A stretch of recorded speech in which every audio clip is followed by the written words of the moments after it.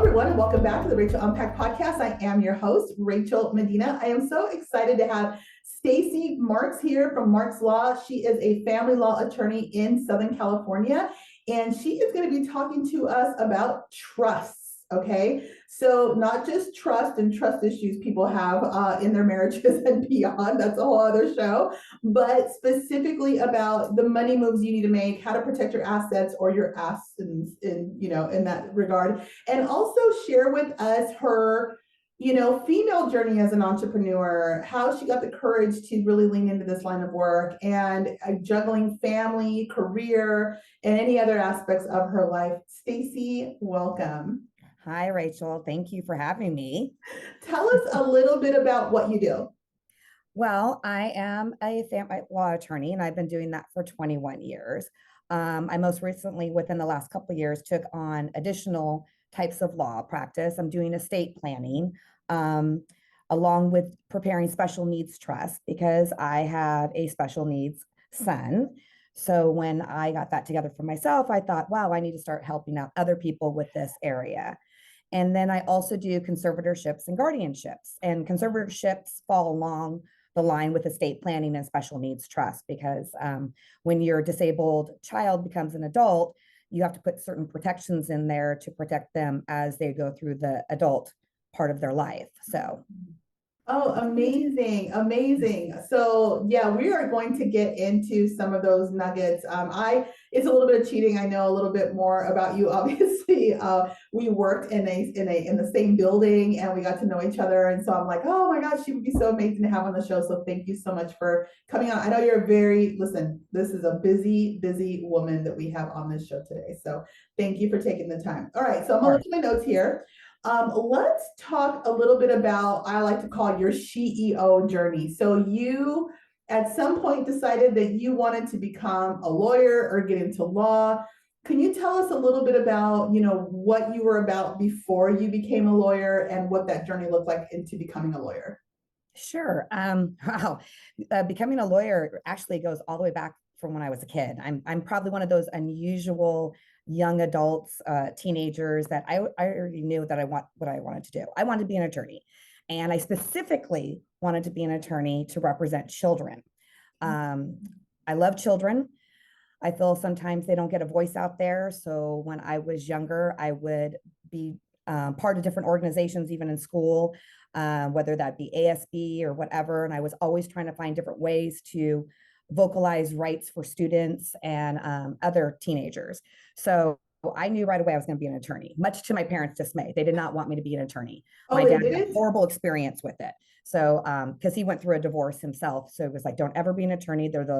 They are losers, they are liars, they are cheats. I'm like, wow, but I really want to be one. So they pushed for me to be a doctor.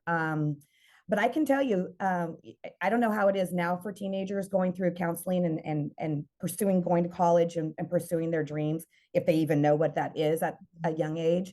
But I didn't get a lot of support from counselors in school. In fact, I was told that I needed to find maybe a different type of career because although my grades were at that time, back in those days, GPAs at 3.9 and 4.0 were really Yeah. good, not like today where they have to be 4.5 and Yeah. 4.6. Yeah. And plus, I'm the oldest of five. So I took care of all my siblings so my parents could work. So I was working, taking care of the kids, taking care of the household, and a cheerleader and maintaining these grades. And in their eyes, they just weren't good enough for me to go to law school and become an attorney. And I remember the counselor telling me, you might want to look into something that's a little more easier career for you, maybe like a legal secretary or something. Yeah, I remember saying that. And I thought to myself, this chick, you know what? Guess what? Not And only it am was I a going to become an woman? attorney, I'm going to come back and slap my law degree on your desk while you sit here in high school being a counselor. And it was a woman? A Yeah, woman it was a woman. counselor? It was a woman. And so I thought to myself, oh, I'm going. And I remember I wrote my essay because had to compete with all these different Oh, people yeah. out there. I wrote this essay of my journey of growing up in the household that I did, between balancing a life of trying to be a teenager, but also I helped my parents raise my siblings because they had to work.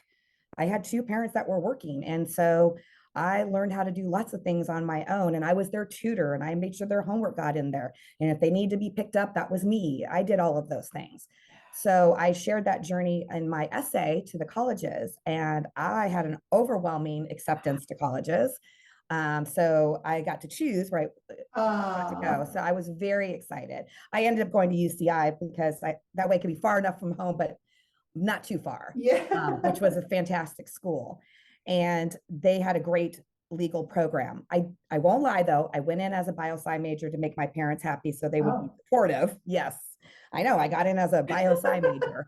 As soon as that year was done, man, I transferred my major over to the legal area, and I got taught by judges and attorneys, and it was so great. Oh, wow. So I encourage anybody that's out there that has young teenage daughters or even just teenagers, don't let these counselors in high school, if they're not encouraging, don't let them discourage you.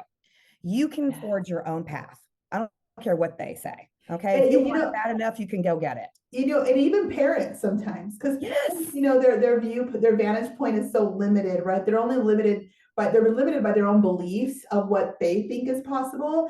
And we all have our independent journey, right? And if you really want it bad enough, like Stacey is saying, you can absolutely positively go for it. If you're a mom listening to this and you have teenage daughters or sons, or I don't care what it is, Right. do your best to not get in their way. Like, be encouraging and helpful, and guide them even when you're so scared that they might be making the wrong choice. Just try your best not to necessarily get in their way, because you just never know. Well, um and it's their journey. They have to go through it. I agree with you on that. And we do that with our kids. They know, just have a plan, whatever plan that's going to be. And it may not work out, and that's okay. That's yes. part of what's going to build your character of who you're going to be once you get there.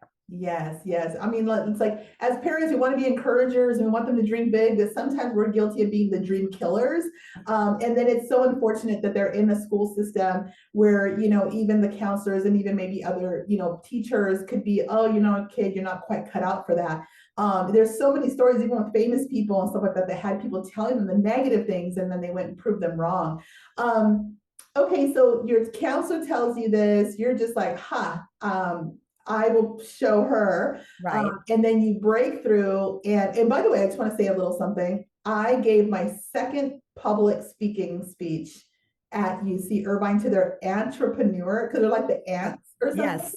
And it was like Anteaters. their Yes. entrepreneur department, but Yes. entrepreneur several years back. So it was like, UCI.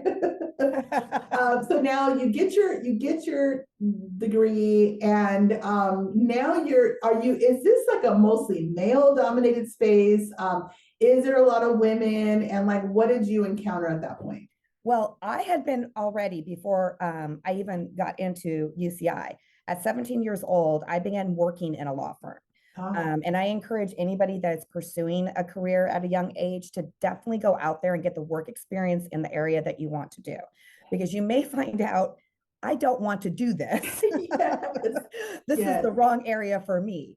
I did, though. I loved it. And I started out like a file clerk. I don't care. I just want to be in there. I want to look at legal documents and know what they were. And I flourished in that law firm. So I continued working through all my years at college, even Nice. when I went to law school. So that's where I was. So it wasn't in that area. All the partners at the time when I started were all male. There was no Okay. female partners. There was female associates, Yeah. but they didn't get a lot of recognition, and they got a lot of the crappy cases. I know this because I would help them on cases. So I remember the first time they brought in a female partner, and she was already an associate there, and she paid to be a partner to be part of the firm. And that was a huge deal. But still, I remember because I used to help her out with different things, she didn't get a lot of recognition. And when they would have meetings and stuff, I know that she was discounted a lot because of the things that she would share to me. And I always thought to myself, wow, I am not going to let that happen. I am not going to be silent. You are not going to discard me. I don't care if I'm a female or not.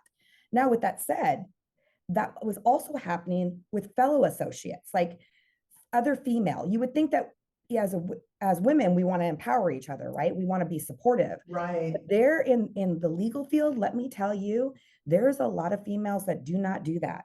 it is a competition, and if you're prettier, or if you like did something a little bit better than them, you have now become enemy number one. And that's what I grew up with, is seeing that. And I thought to myself, I am never going to treat another person like that ever. If they're better than me, then hallelujah, you did a great job. Yeah. Perfect. I think So that one of the things that it sounds like, you're talking about law, right? But I yeah, come from big media, and I worked at, mid-range media as well. And in media, same thing, really, it was even female magazines were run by men. If you ever seen the movie, 13 going on 30, there's, yes, Jenna Rink, right? She's was like my job. But at the end of the day, who was at the tippity top? The man, right? Was the tippity top. And if you were a woman that was climbing up, or getting the publisher or even the founder or big media CEO to point you out and go, good job, that's awesome. Let's use her idea. Let's go with what she's saying. The other ladies would be like side eyeing. Suddenly you're not getting invited to the lunches anymore. There's all this weird alienation. So it is unfortunate that that women are often not trying to uplift one another. They're trying to claw each other down. yes, exactly. And so when I went to law school, which again, I had a lot of people that were not supportive of that, because before I entered in law school, I found out I was pregnant, and I had been trying to get Mm. pregnant for several years and had several miscarriages. So I just said, not a big deal. It's not my time. I'm just going to go ahead and pursue my law degree, and that will be fine. Well, as soon as I got accepted to law school, I found out I was pregnant. So, and I was like, well, guess what? I'm still going to law school. We'll just have to be pregnant in law school. Yeah. But I had a lot of people, family members, as well as friends, that told me, are you sure you're going to do this? Because I have a feeling once this baby's born, you're just going to quit. Most women do not finish what they start when it comes once they have kids. Yeah. And I thought to myself, why not? Why can't they finish? I just don't understand that. So Yeah. once again, it was another set of group of people that were like putting me down, like, you're not going to make it. It's not going to happen for you. So I'm very stubborn. So, and I'm the kind of person like, did you just tell me I can't do something? Well, now I have to go and do it, Yeah. and then slam it in your face to tell you, yes, I did. Yes. So when I did that, and working at the law firm, raising a child and going to law school, I remember that the attorneys there, the male attorneys, were trying not to give me the more difficult assignments because I had a child. And so it's like, Stacey, you just got a lot on your plate. I don't think you should do that. And it's like, why? What, just because I'm having a baby doesn't mean that I'm not just as good as I was writing all these motions and trial briefs for you before. So Yeah. nothing's changed. But I realized at that time it was time for me to move away from that law firm, because they were never going to see me more than the young little girl that came in, and not this strong, intelligent, independent woman. So I told my husband, I'm going to have to, when I pass the bar, I needed the money to pay the Yeah. mortgage at the time, but when I pass the bar, I'm finding a new job. I need to start fresh where nobody knows me, and I can come in and really set my pace.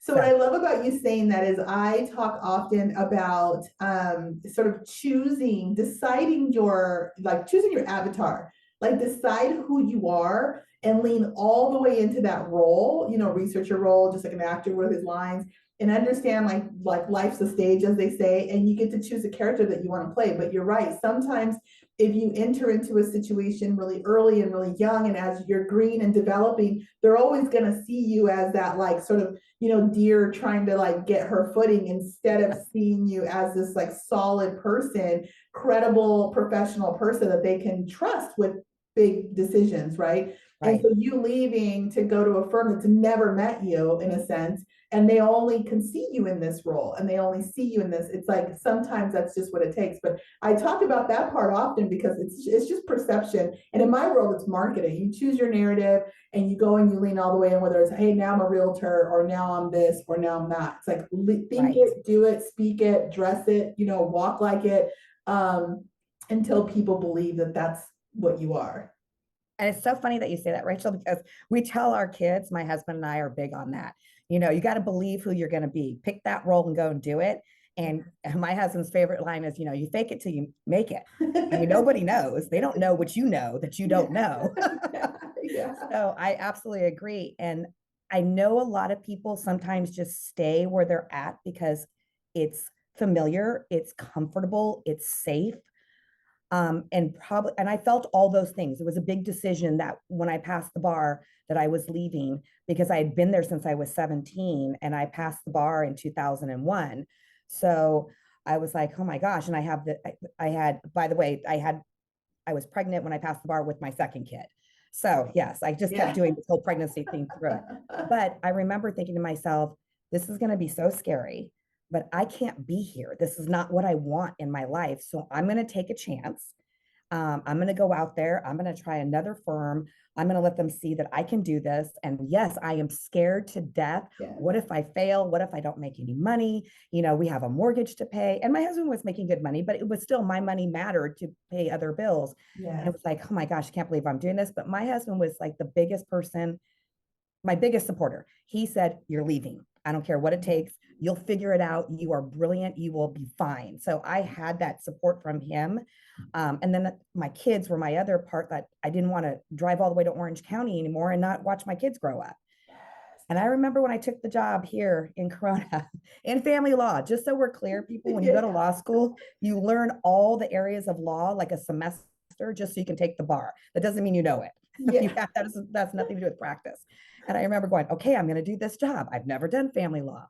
And the attorney said, don't worry, I'm going to mentor you. You'll be fine. The first day at the job, I showed up for work and he was gone on vacation. And there was an ex-party domestic violence hearing. And they said, Stacey, you got to go. And I'm like, what? Whoa. I don't know what I'm doing.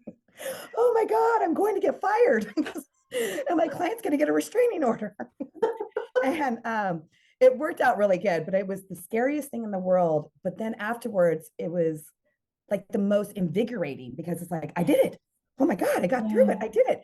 So I tell everybody out there, don't be afraid to make that change because it may end up being the best thing you ever did. This is like so in sync on so many levels. I was at a media job and the exact same thing. I sat there and I literally thought I could retire here. And I was young, I was like early 20s. And I remember calling my mom from my office and I said, do you know anybody that wants a job here? Like you could literally come here and just retire here. People have been at that media company for so many years.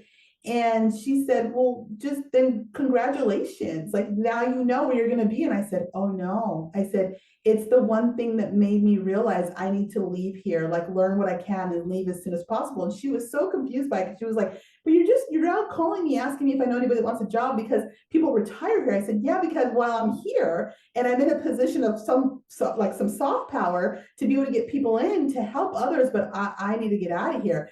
And everywhere I went, if I loved it too much or I was like, oh my God, I could be here forever, I knew that was my cue that it was time to go and grow.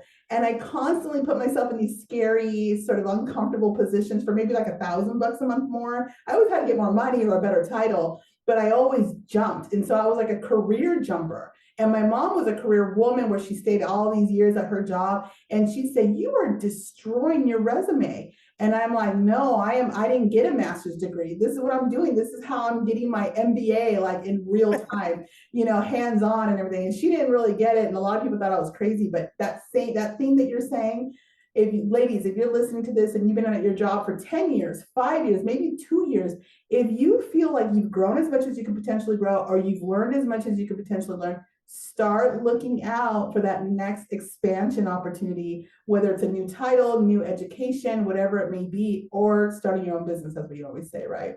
Yes, I agree with that because with the second firm that I was with them for a very long time. And for me to go off on my own the way that I did, again, I had my husband. He had been telling me for years, just do it, just do it. You are smart enough, you can handle it. And it's so scary. And I will tell you from an attorney standpoint, the reason it's so scary is we attorneys rely on each other to bounce ideas or bounce, arguments or, what's the best way to handle this or who knows if we can file in this court to do this. We use each other for that. We bounce ideas off of that. And I was used to always working in a firm where I had that kind of support. Like if I didn't know the answer, it's okay because I can go down the hall, so and so will direct me and then I'll get the answer. Yeah. When you're a sole practitioner, you don't have that. You're trying to figure it out yourself. You're stumbling. I mean, luckily I had the experience many years experience of doing family law, but some of these new areas that I've jumped into, I've really relied on some of my friends that are attorneys in this area and said, I'm reaching out, I need help. I don't know what the best way would be to handle this. Do you have some direction, ideas? But it is scary to take it on your own. And then you have to you have to pay attention to the money part and the Yeah. business. Before I was just like, let me research the law, make the Yeah. greatest motion ever and go argue it. Now Yeah. it's like, I got my mom in here because she helps me with that. And she's like, we need to look at these numbers. And I don't want to look at numbers. Yeah. What is Yeah. that? So, Yeah. but it is though, the freedom that I have and I don't know, the self-pride, I guess, is the one that I have that, oh my gosh, I did this. And I've been doing it now for almost 2.5 years, and it's doing very well. And I don't actively market myself. A lot of people know me because of all my years of living in Corona, so I don't have to. My kids have always been active in the community, so have my husband and I. But I am doing very well, and I am shocked, amazed, and that's why I said self pride. I'm so proud of myself that I was so scared. Oh my gosh, I can't believe I'm going to do this. And it's like, it's the best thing I ever did. I Yeah. love that I'm on my own. I love that I don't have to report to anybody. And I get to choose what cases I take and handle it. And now I get to do the law that I love and help kids and help people. You know So, what? I mean, and I love that because it is the entire sort of premise of why we even did the CEO platform. And, Rachel and Pac took off. And I was just turning my pain into purpose, so to speak. I lost my son. I tell that story, and said, I'm going to do a podcast. And people are like, what? You should be like in bed crying every day. And it was like, oh, I got to pour it out somewhere because somehow it's going to help somebody. And never imagined in a million years that it would blow up the way it did, and top 5 in the nation by FeedSpot and all these kinds of crazy opportunities coming. But one of the greatest things that came out of it was the CEO platform, because I understood there's so many women that have DM'd me. My DMs are just insane of just these stories. I'm a single mom, I don't know what to do. I'm in a toxic relationship, I don't know what to do. And they're not coming to me for the relationship podcast I do with Dahlia. They're coming to me on my account because they heard the Rachel Impact podcast or saw TikTok, and they're going, you built businesses from home. Like, I think I can do that, but I don't know how. Everybody is feeling the fear and stopping. And then I get invited to speak on stage and I go, feel the fear and do it anyways. Those people who are like, be fearless. There's no such thing. I think if you're passionate and you, there's a lot at stake. If it's really worth it, it's going to be scary. yeah. And so you got to feel the fear and do it anyways. And if you fall, you fall, but you didn't fail because you learned something as you were tumbling down, whether you're mismanaging your money, your time, your, whatever, bad partnerships happen. There's so many things, but at the end of the day, if you can get to where Stacey is at or where I'm at, where you are dictating your life and like she said, what cases she's taking, what kind of people you want to deal with, it's the best place to be. Let me ask you a question here. The mommypreneur thing. Oh gosh. Okay. You have a special needs son. That's an extra dynamic there to the story. Can you just share now? Can we just put like the mom hats on here for a second and go, what did that look like for you to still say, I don't care that I'm pregnant, I'm gonna do it. I don't care that I have these babies, I'm gonna do it. I don't care that now they're getting older and I want to be there. Like, what does that look like? What did that look like for you? Okay, well, let's see. Well, I love that mom hat. It's my favorite hat to wear. My favorite. I don't know if I would have said that when I was a lot younger, because I was the oldest of 5 kids. The last thing I wanted was a bunch of kids because I had my goal set that I was going to be an attorney and then I was going to be a judge at 40. But life happens. Yeah. And as my parents used to tell me that it's great that I have a plan, but God's already written my story. So I better just take a seat and enjoy. Yes. So, yes, I have 4 children. My oldest is 26 and he is autistic. He is high functioning autistic. But when he was diagnosed at 3 years old, it was quite a bit for my husband and I to handle. We had never experienced anything about autism except for, like most people back in the day was Rain Man, right? That was all we knew.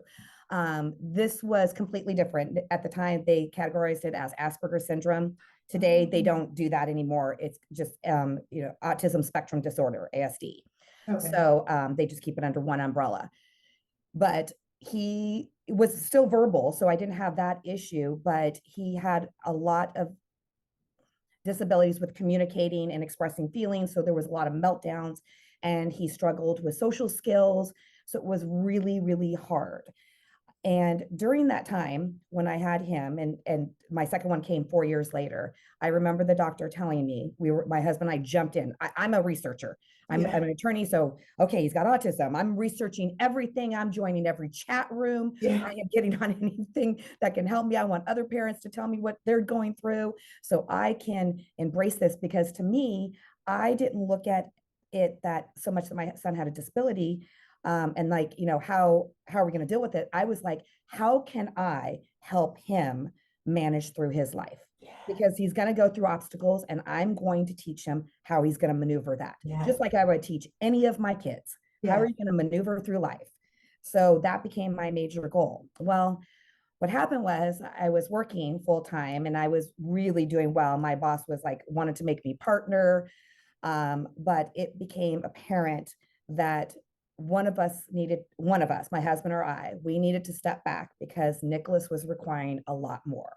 Okay. And it was hard for me to do that because I am representing, families that are getting divorced, and I'm yelling at clients like, be better parents, put your kids first. And here I am like, you want me to give up my career to go home Yes. and do this? And I was so angry. I was angry at my husband. I was resentful toward him. Why do I have to give up my career? Why do you get to pursue yours? Oh, because I'm the female. So the female has to be home. I remember we laugh about it now, but I was like, I was so angry. Yeah. And I didn't talk to him. I wouldn't talk to him. We couldn't talk without me just getting angry at him. So he just said that he would stop. So I knew I had to go talk to somebody because I didn't want to be this angry person. And I certainly didn't want to raise my children with an angry person. So I remember going to talk to the psychologist to help me. And I grew up in a family that always had anger management issues anyway. So I wanted to make sure that I wasn't going to pass that on to my family. And I still remember what she told me that day. That I was so angry. I just got done venting and saying everything. And I'm so tired of like the men get to go to work and do this. And why can't women do just the same? I can make just as much money as he does. If I'm working full time, it's his son, maybe he should stay home. And I remember she listened and just nodded. And then she finally said, you keep saying these phrases that you have to give up your career. And she goes, I have a question for you. So if you go home and raise your son, do you lose your law degree? And I said, well, no. She goes, okay, well, what about passing the bar? Do they take that away? Like, you don't get to be licensed attorney anymore? I go, no. Once you pass the bar, you're a licensed attorney. Yeah. So she goes, so you going home isn't going to strip you of any of the titles, any of the success or the accomplishments that you've made. Is that correct? And I said, yes. And here I am like, now, are you putting me on the stand? Yeah. So she goes, so why is it that you're giving up your career instead of putting your career on the shelf like a good book?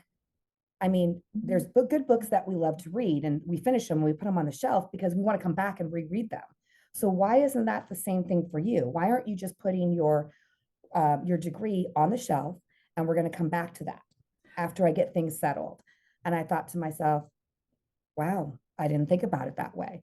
So she goes, it's not you giving it up. It's taking a pause. A pause. Yeah, Yes. we're going to take a pause. We're going to come back to it. When you have time, sit down on that chair, you're going to pull that book and you're going to read it again. And she goes, I'm just asking you to look at it from that perspective. So I remember I drove. I didn't go home right away. I wanted to drive around and think about what she said. And I thought to myself, okay, I get where she's coming from. She's absolutely right. I'm not giving anything up. And maybe I can do something where I can modify it, where I can still be there for my son, who, by the way, needed me. He needed me. Yeah. And it was the most important thing. I'm raising these little humans and I need to make sure that I'm doing the right thing for them. Yes. And I remember thinking, okay, you know what, Stacey, this is just another obstacle. When they told you couldn't get into college and you weren't going to go to law school, and then you couldn't have a baby and go to law school, and you couldn't pass the bar and be pregnant, all these different things. It's just one more. So fix it how you want it to be. So I went back to my boss and told him I was going to have to start staying home with our kid. He needed me there. I need to get him to more services and he needed me. And I said, but if you need me to do any work from home, I'm happy to do that. Well, he right away jumped and told me, you're not quitting. You're not fired. You will be working from home, and I will give you the motions and the trial briefs, and you'll do the marital settlement agreements, and you'll handle the clients on, talking to them. And And that's what I did. I worked from home. He let me work from home. He was an amazing, amazing boss. And then slowly, because I was raising these children, because I have four now, Yeah. I started getting more involved because I was advocating for Nicholas on a daily basis at the school, because that was all new with this whole services for autism, Yes. because they don't fall in special education all the time. They're for Oh, Nicholas, he was on that fine line. Should he be in the general classes or should he be in special? He was too smart for special education. So they need to put him in general. Okay, well, now we need services. So I became an advocate for him. And then I started helping other parents advocate for their kids that were on IEP plans and 504. And I was like, oh my gosh, I'm still doing everything I love. I'm just not in an office with a firm. So yes. I started doing all those things. I became the room mom. I became in charge at PTA, started making all these changes for the kids at the school. So it's like, okay, I'm still Yeah. doing it then. See, I found another way to do it. But I will tell you, I was resentful in the beginning. And now my youngest, who just turned 16, my kids, whenever we have dinner, we try to do a family dinner on Sunday where we can all be together. They have told me some of the best days of their lives is because I've been home. They love that I was part of everything in their life, that I was, the booster president for football, or I was the team mom on their sports, or I was, the room mom in their class, or I was there for everything. And Yeah.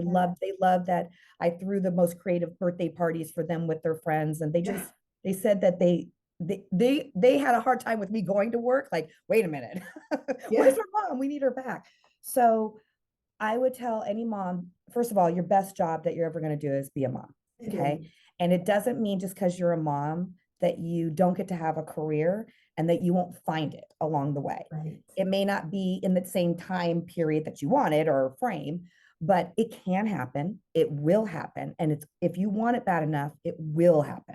Well, this is just so perfect because I do come across a lot of women with so much potential and they have drive to an extent, meaning drive to go get the certification or even go get the master's degree or go do the things, but they feel still stuck in the actual execution of all of that learning because they have all the kids or they have a new baby or whatever. And I really try to say, go put those things into action. There's a thing that's called like paralysis by analysis, right?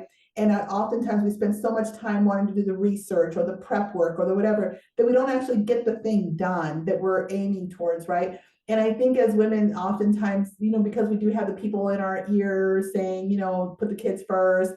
And there's all these, are you sure you could do that with all the kids? I mean, the number of things I hear from women as to why they haven't pursued their career is literally heartbreaking to me because you have to turn down the noise and you have to turn down the noise in your own head too in order to get things done. But when it comes to parenthood and being the mom, there is an odd thing, right? Because I think my mom's generation was very like, burn the bras and like, go for the men's jobs and we're the same.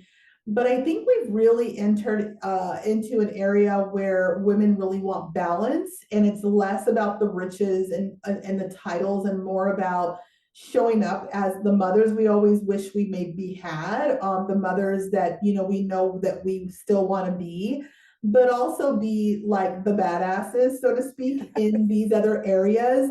And the idea that you can't be both.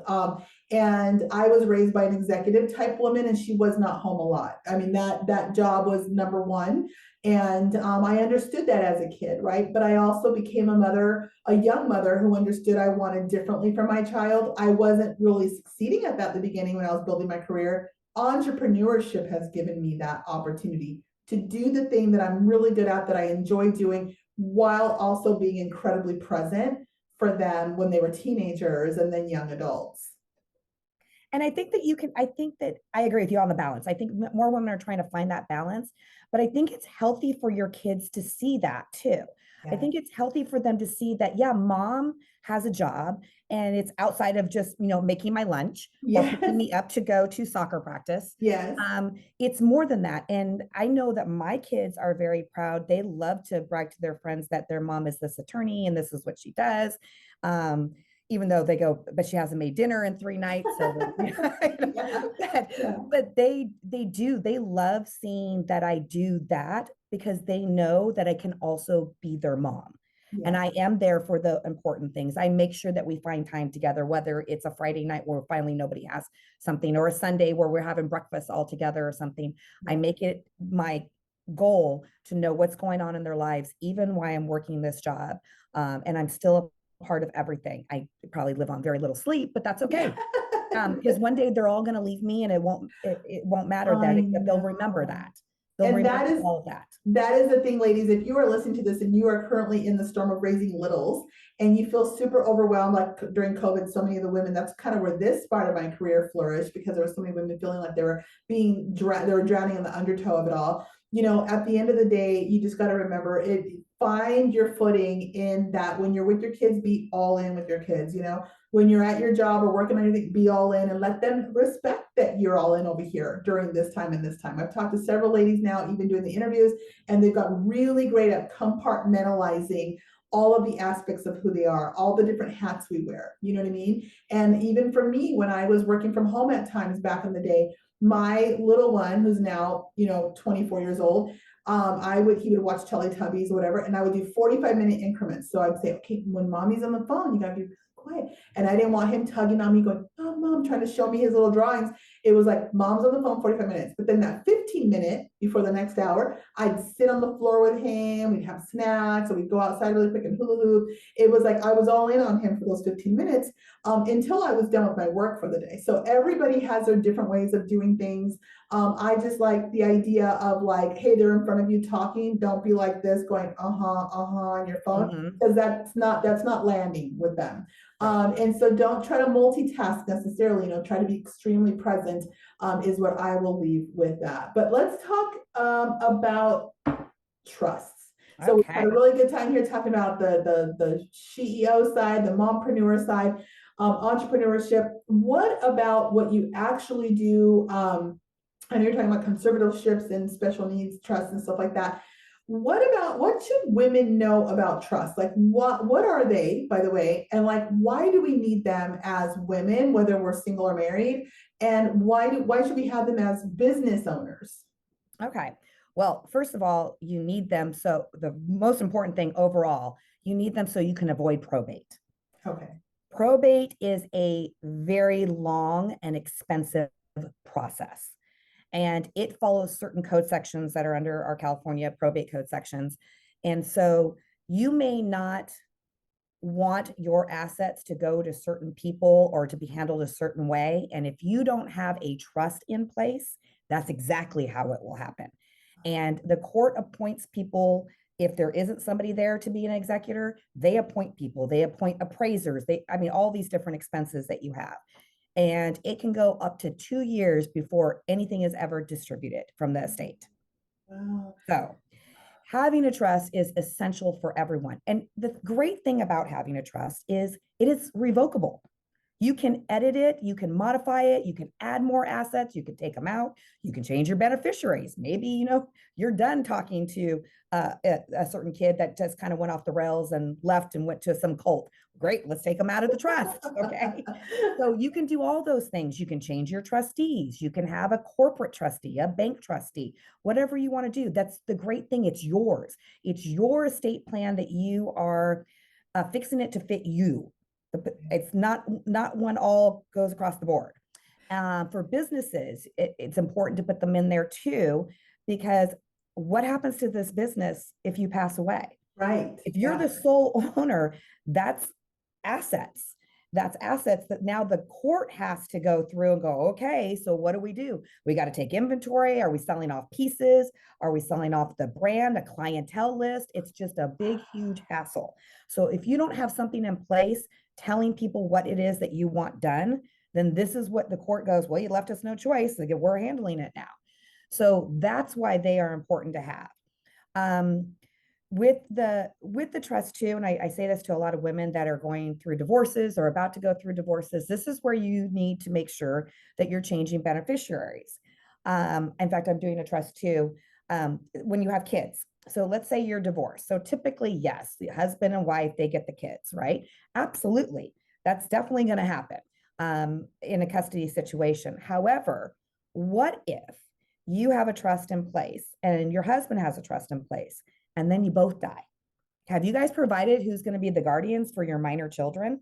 This is another place where this would happen because you do what's called a pour over will, and that's where you're putting guardianships or conservatorships in place. So I tell my clients, even though you're divorced and the other spouse is still alive, you should still provide information there for your minors, especially when some of these people have little ones, that there's a guardian in place just in case. What if something happens to you and dad has either passed away or become incapacitated? Now Yeah. who's in charge? Well, now we have to go to court.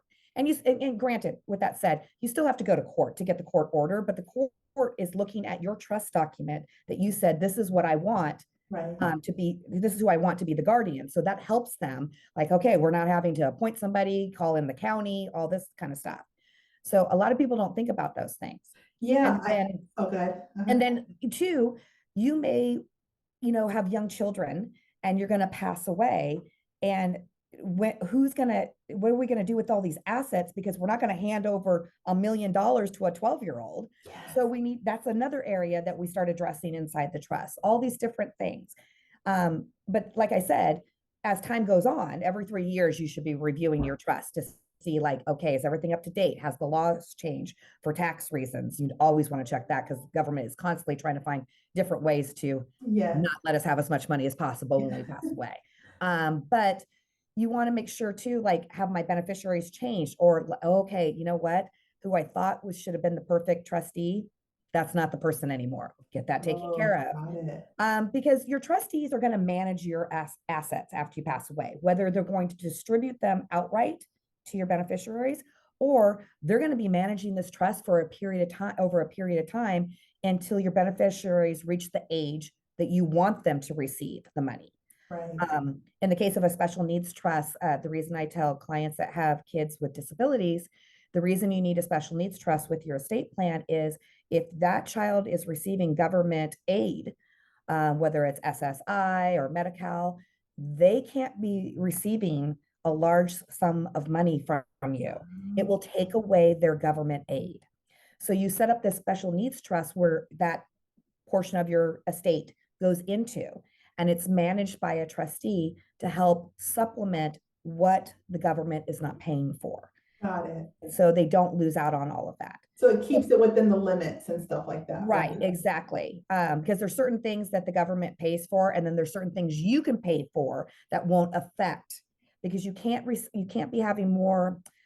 The special needs person cannot have more than $2,000 income a month. I don't know how they're supposed to survive on that. Yeah, I'm like, apparently that's the rule, because then it takes you out of being able to receive those benefits. So I do a lot of those. I do the estate plan, and then I do the special needs trust with it, so that everything gets put into there. Like, for example, if you have a 401k and your 401k has listed your beneficiaries as your husband, but if he's not there, then it's your 3 children.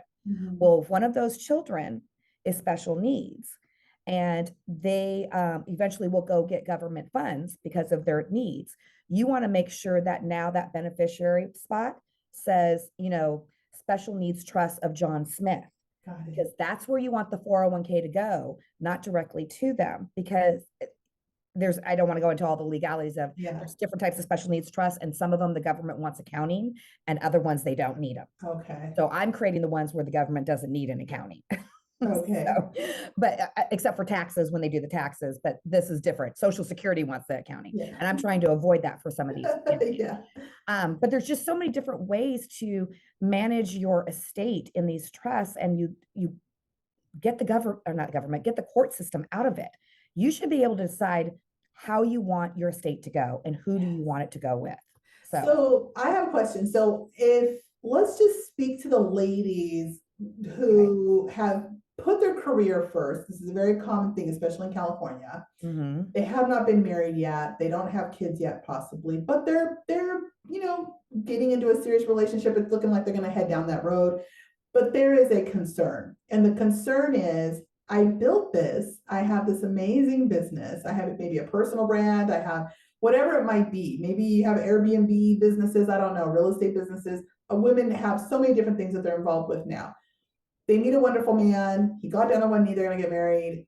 Now she's scared. This is part of why I had messaged you that day, because I hear these conversations and they're like, I love him and I think it's wonderful, but I'm a realist and I know the stats. And like I'm scared because, right, they focused on their career and they built all these things up with their business. So, what do you have to say for those women in terms of asset protection and trust? Two things. Number one, if you are going to get into a relationship or plan to get married, because we are in California, at least here in California, we are a community property state. I recommend for any self-made woman that's has this career, has built up a business, that they definitely do a prenup before marriage Yes. and cover that area of their business to make sure that it maintains to be theirs. Because what happens is any income they make from the business is considered community property. Yes. So if you have a prenup, you're deciding prior to the marriage, no, anything that comes, this business alone is my separate property, and anything that comes from this business will be my separate property. And that particular type of document are done by attorneys that usually specialize in that. I highly recommend they find someone that's what they do, Okay. especially if their company is worth a lot of money, because there's huge malpractice in that area if you do not get the right person. Um, you want the right person to do that for you, and I know several that's what they do. They just whip these out all the time. Okay. But it is, each party has to be represented by an attorney in those particular cases, because what you're basically doing is waiving your right to any community interest in that business and income that it will generate. Okay. And you have to think about that. Like if you purchase things from that income, if you don't set that aside saying that it's separate property, then anything you purchase with that income is also community property. So it's just like it starts doing like this domino effect if you don't get it taken care of. So that's number one. Number two, then that's when I recommend also doing a trust, identifying that this particular asset, and I have a document that will say that asset is a separate property that goes into the trust, is that this is mine and this is who I want it to go to when and if I pass away, or how I want it to distribute it, or whatever you want to do. And it doesn't necessarily have to go to the husband, but the first part of it you do have to do is you need to do the prenup. Okay, so first comes the prenup, and that's both parties acknowledging that this is a separate asset. Yes. Now, if you start, I just want to tell you, if you start at the trust first and then you meet this guy later on, I would still recommend doing the prenup, because your trust is already in place and you've got that in place. And you don't have to do a new trust. That trust is still valid, even though you get married. You can have your own separate trust. We just have to make sure that the assets you listed didn't somehow become community property. That's when we would have to amend it. Okay, so let's just say, for instance, I'm going to go like zero knowledge here. Okay. And go, I have a business, my business is in a trust, and through that business, I bought a vehicle, because that's like a trending thing, right? Go buy a car in your business name. Maybe you bought an investment property because you're putting it on Airbnb, and that's in the LLC. So is that what you're talking about? Like have a list of assets that are purchased by the business and own, or what are we well, when you're just talking about, and I'm assuming that when you're giving me that example, you're not married. This is before marriage. This is the woman. So everything you're doing right now, yes. Everything you're doing right now is separate property. That there's no community property interest whatsoever. Okay. Okay. But let's assume, and you've put these items in the trust, and you can do whatever you want with whatever assets you want to list in the trust. It doesn't matter. But then let's assume you decide to get married. Okay. And you're still running the business and you're still generating income. Okay. And now with this income, you and your new husband have decided to go purchase property. Okay. Well, the business from that time that you got married and you didn't do a prenup, that business is now whatever that value it was at the time that when you got married to whenever you get divorced, let's say, that is community interest right there. And any income that's being generated from that time period is community. So if you're generating income and you go purchase a house, that is now community property. It belongs to both of you. If you go purchase a new car, because maybe now the car that you list in the trust you got rid of, and you're buying a new Porsche or whatever. Well, because you didn't do the prenup, that car is now community property. So let's just say I'm going to use me. So had I done the prenup that, hey, this business generates whatever, and that's mine. Right. Let's just say this is the only way I make money is through this business. Right. Anything I buy with that money is then protected-ish? Yes. Yes, if you have the prenup that's dedicating that everything that this business and the income generated, they go into a list of details of what will be considered that. Okay. Yes, it's your separate property. It doesn't belong Oh, to him. And so now in your trust, can you designate all those things to go to your son or whoever you want? Yes, it's yours. Do whatever you want with it. It's when you're doing something that is community that becomes difficult. And that's why, most married couples do like a joint trust. But there are people that have a joint trust together right now that I know are divorced, and they've had to revoke those, obviously, because they no longer have the assets have been split. And then also too, they want to make sure that this particular person is not a beneficiary, trustee, or anything attached to anything they have. So that's especially, because we're living in a time of blended families, and there's women mhm. that they have, like myself. Well, my son is 20 something, like I mentioned. And let's just say I enter into a new thing, and that man has three adult children. And obviously, I'm, what do they say? T-bones attract T-bones. Or I'm not going to get with someone that's not doing well, right, for himself. So he's doing well for himself. I'm doing well for myself. He has adult children. I have adult children. We get married, and then there's that panic. This is one of the things I actually talked to you in the hallway one day, because I Yes. was like, what does this look like? And I understand all these men that I'm familiar with, that I know through business, that they are not remarrying. They're like, that is a no, it is not worth the financial risk because of whatever they went through before. And I understand, right? So to me, it's like, I feel like both sides of the fence are in the dark a little bit about how to navigate this. Because if I'm building this business and I'm doing all this, and I get remarried, and then something happens to me, I'm just logically thinking it's all going to go to my son. But the Right. reality is, there's a husband here, and then he has kids, and what if we're on a flight together, God forbid? There's all these weird things, right? So I have done something, even as far as telling my son, if I buy a house with someone and then something happens for me, God forbid, don't kick them out of the house. We got to figure out a plan for that. Even like down to, does my son then immediately say, I'm selling the house, and then where does the guy go? I'm just putting these scenarios together. And my son personally, he's like Yes. paranoid about the whole Yes. thing. Yes. So I'm just throwing a lot of stuff at you right here, just to see what kind of sticks, and what kind of feedback we got. Because I know that women everywhere are like, I'm building a business, I'm thriving, but then I don't know what this means for like my children. Well, the other option is this. You don't have to do a prenup, okay? But there is community interest in there. This is the family law attorney going, God, if you built that business, and and nobody should go into a marriage thinking it's going to end, but then are we not going to live in reality? Because it does. Yeah, yeah. So, I always tell my clients, especially when they're further along in their career and they've built this huge thing and they've got a lot of money, protect it, protect it. But like your scenario that you just said, you both could write a trust, and he could say, let's set this up so we make sure my kids are taken care of with what I built, and then you're taking care of your kid with what you built. And you can completely write it that way. You guys Okay. could be on the same page and write it like, yeah, but I think I'm going to give my son, the business, and that's fine. Go ahead and give him the business. And that's what he's doing if something happens. And it becomes, what happens is when one of the spouses died, the type of trust that you create, there's what they call a decedent's trust. And that decedent's trust, these are assets maybe that you designate that are going to go in there, and it's irrevocable, meaning that nobody can change it. It's already set in stone. This is the way it's going to be. And that could be, it's usually for, in those cases, it's usually marriages where they have kids from a prior relationship or marriage. Yes. And so it's like, well, I want my 401k and my insurance that I've been doing for those kids, not my wife's new kids or my wife's kids. I want it to go to them. You can do all of that in a trust. You can say who's going to get what. So even if you get married, if we're just talking about like you guys are both on the same page, like, yeah, I've got my kids, you got yours. Let's make sure they get their respective shares. You can absolutely do that. And then the other spouse, can set certain things aside for their kids, but then leave enough in there for their surviving spouse um, to make sure that she or he is taken care of while the other one's gone. You can set it all up like that.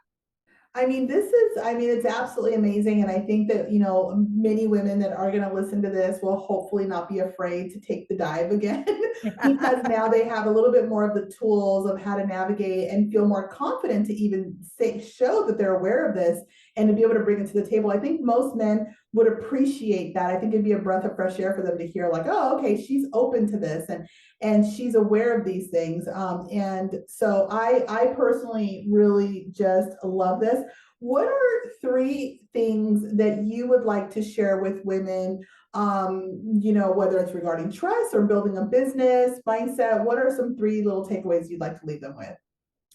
Well, the first thing definitely with respect to trust, I would recommend everybody needs a revocable living trust. Do not let the courts come in and tell you how your estate is going to be distributed and where it's going to go and how it's going to be managed. You have the power to do that. So why would you leave it in the hands of somebody else? So be proactive rather than reactive. So, number one thing, get yourself a trust if you have not done so.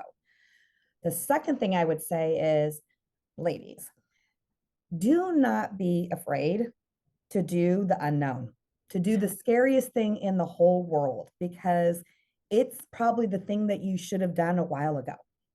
And it will help you be a better person to your family, to a significant other, because you will finally be happy. And when you're happy, you can give that so much more to so many people. And Yes. probably the last thing, gosh, the last thing I would say is do not ever let anybody tell you you can't do it. Oh Just my don't. gosh. Just Yes. don't. Because all they are is just sit there to crash your dreams because they don't have enough guts to go do it themselves. So don't let anybody tell you that you can't. So I always end the interviews with on the topic of imposter syndrome. Have you ever had imposter syndrome? I know most 99.9% of the women have said yes. Every professional woman I've ever met has said yes. Have you ever faced it? I mean, you just told us these wonderful stories of how you overcame, negative, dialogue and stuff like that, people's opinions and everything. But do you face it still, if at all? Um, Maybe sometimes a little bit. Always, I'm kind of like this person that I know when like I tell my daughter when she gets on stage, she's always sick to her stomach. Like, I don't know if I can do this. Oh my gosh, my gosh. And then she gets out there and then she's like, fine. Like she never had those fears in the first place. And I think that's more so me, that I'm more anxious about the unknown, but I'm the kind of person where I'm just going to jump in and I'm going to figure it out. I'm just going to act like I know what I'm doing. I can do that. I can present enough confidence to do that. Yes. So even though I get a little bit of it, it doesn't stop me. It doesn't. Yes. In fact, it makes me like, oh, I have to get over this. I'm just going to have to jump in and do this. So not as much as it did when I was younger. And I think that has a lot to do with maturity. As we get older, we learn to not sweat the small stuff as much as we did when we were younger, where everything mattered, everything. When you get older and life passes by and you lose family members and you start going through your own tragedies, you start really realizing like, yeah, it's not that big of a deal. There's bigger things in life. Life is way too short. I had a wonderful CEO tell me I got put into a management position, a leadership role with a lot of people under me. And I got the job and I was like, yeah, I got the job. But you go through this moment of like, in these 90 days are going to realize that I do not know what I'm doing. And I try not to do the fake it to make it. I try to be like, just be who you and it'll be fine. But in the early years, I was like, oh man, they're going to discover that I just interview really well. And I remember the CEO and everybody made a big deal. The CEO was in the building and he came up to, welcome me and all this kind of stuff. And then he said, how do you feel? Are you nervous? And I said, and I was so honest. And I said, I'm just sitting here going, let's see how I'm just going to enjoy these 90 days until you guys realize I do not know what I'm doing. And he laughed and said, kiddo, I've been a CEO 3 times over, for 3 different media companies. And he goes, and I'm still waiting for them to realize I don't know what I'm doing. So I realized this is at the tippity top of this publicly traded company. And he's sitting here going, shh, let's keep this none of us know what we're doing. And I'm like, oh man, and it just made it where I'm like, just go for it. Like, don't go for the lower job, go for the higher job. And eventually it's don't work for anybody. Just go start your own thing, Right. and figure it out. So I always say, I'm building the airplane on the way down kind of, and it's exhilarating, because once it takes flight, you're like, whoa, like we did this. And it's super exciting. You know what? Thank you so much, Stacey, for coming on. It's been such a pleasure having you share your story with us and the importance of us having a trust. where can the ladies find you?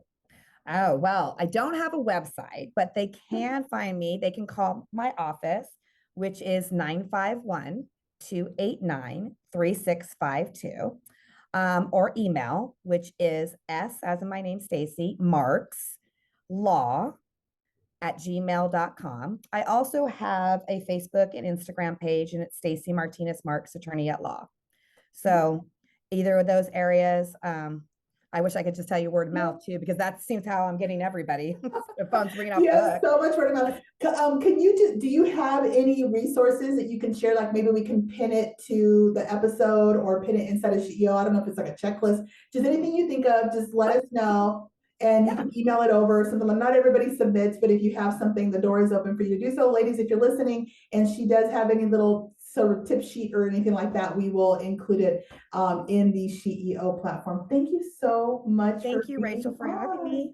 All right, ladies, have yourselves a wonderful week, and we will see you next time.